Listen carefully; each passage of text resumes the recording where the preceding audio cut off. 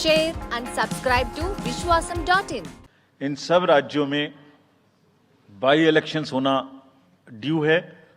आज तक की जितनी भी वैकेंसी थी बाई इलेक्शंस की 26 हम पूरी कर रहे हैं ताकि हमारे खाते में कोई भी वैकेंसी ना रहे, और ये उसी फेज में होंगी जिस फेज में पार्लियामेंट्री इलेक्शन उस पर्टिकुलर इलाके में हो रहा है। वो कब हो रहा है वो मैं आपको जब फेज आएंगी तो उसमें दिखा दूंगा। But all the 26 assembly constituencies will go to the by-poll so that during this election itself we can complete this entire process. अगर आपने नोट कर लिया हो तो now I come to the assembly elections. साथियों, 4 राज्यों में असेंबली इलेक्शंस जैसे मैंने बताया था जून में खत्म हो रहे हैं।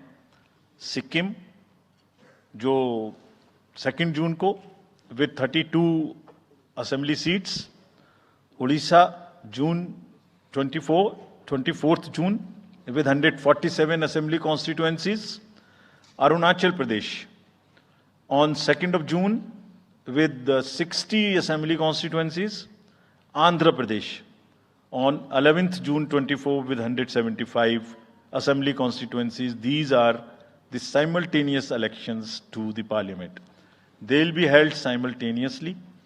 They will also be held in the same phase where the parliament elections will be held.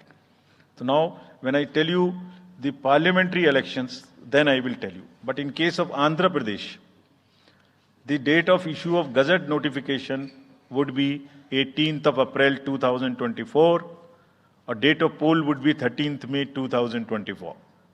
तो आंध्रा के केस में नोटिफिकेशन 18 अप्रैल 24 को होगा और डेट ऑफ पोल 13 मई 24 को होगी।